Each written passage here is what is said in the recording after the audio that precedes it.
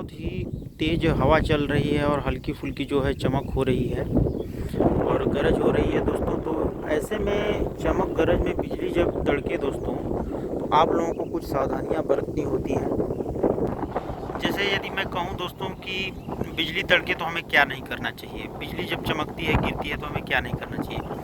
तो दोस्तों सबसे पहले तो आपको किसी भी पेड़ या कहीं भी वृक्ष वाली चीज़ों के पास नहीं जाना है, उससे बचना है। उसके बाद यदि मौसम ख़राब हो, संभावना हो कि बिजली तड़केगी या फिर किसी प्रकार का आंधी तूफान बारिश होने वाली है, तो आप लोगों को कहीं घर पे कहीं सुरक्षित जगह पे सबसे पहले जाना है।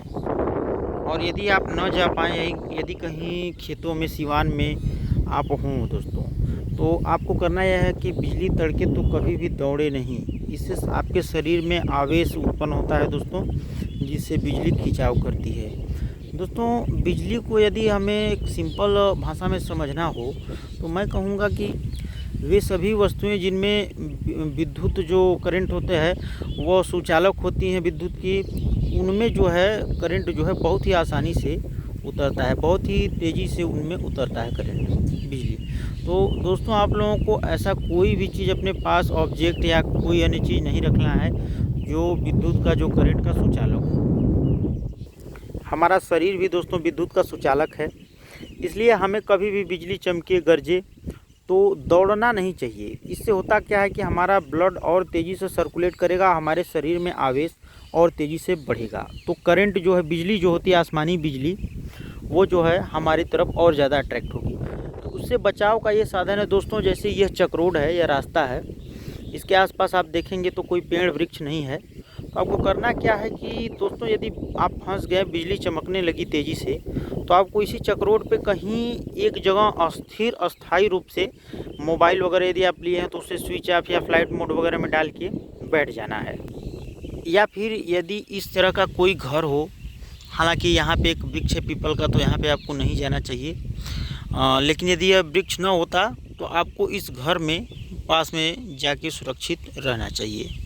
टावर्स वगैरह से दोस्तों और भी तेज़ी से बिजली खिंचाव होती है, इसीलिए कहा जाता है कि जब बिजली चमके या कड़के तो उस टाइम हमें अपने घरों की जो है लाइट्स वगैरह ऑफ़ कर देनी चाहिए। इन्वर्टर हो या फिर मोबाइल हो, उसे शट डाउन स्विच ऑफ कर देना चाहिए दोस्तों।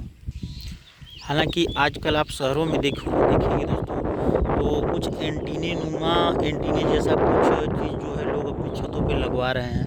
वो कुछ और नहीं होता है दोस्तों, वो एक एंटीना ही होता है जो आपकी छत पे या आपके आसपास गिरने वाली आसमानी बिजली जो होती है उसे वह एंटीना अपने माध्यम से अट्रैक्ट करके दोस्तों ज़मीन में, अर्थ में उसको नीचे भेज देता है। उसका यही मुख्य काम होता है दोस्तों। तो इस प्रकार से शहर के लोग या गांव के लोग भी अपने आप को बिजली से, आसमानी बिजली से जो है सुरक्षित कर पा रहे हैं। इस तरह से आप लोग भी खुद का बचाव कर सकते हैं साथियों, क्योंकि अब धान का सीज़न आ चुका है, धान रोपाई हो रही है। देख रहे हैं आप लोग, ये धान की नर्सरी तैयार हो चुकी है हम लोगों की। अब खेत जो है जुताई किया जा रहा है, अब इसमें जो है हम लोग धान की फसल लगाएंगे दोस्तों। तो बरसात के सीज़न में अक्सर ज़्यादातर बिजली काफ़ी भयानक रूप ले लेती है, तो इस टाइम जो है बचाव सबसे ज़रूरी है दोस्तों बिजली से। अभी परसों दोस्तों एक खबर आई थी, गाज़ीपुर में हमने सुना कि 12 लोगों की बिजली मारने से जो है, आसमानी बिजली मारने से मौत हो चुकी है, हमारे किसान भाइयों की जो खेतों में काम कर रहे थे। तो साथियों आप लोग बहुत ही ये सब चीज़ें जब हम लोग सुनते हैं तो बहुत ही तकलीफ़ होती है, क्योंकि हमारा किसान जब तक सुरक्षित नहीं रहेगा दोस्तों, अन्न उत्पादन नहीं होगा, पेट नहीं भरेगा देश का दोस्तों, कैसे इस समाज आगे बढ़ेगा। तो हमारे किसानों को सुरक्षित रहना बहुत ही ज़रूरी है दोस्तों। तो इसलिए मुझे यह वीडियो बनाना पड़ रहा है। आप लोग किसान भाइयों सुरक्षित रहें, क्योंकि किसान सुरक्षित, देश सुरक्षित तो सब सुरक्षित। तो यह कुछ उपाय हैं दोस्तों जिनसे आप आसमानी बिजली, आसमानी आपदा से बचाव कर सकते हैं दोस्तों। धन्यवाद साथियों।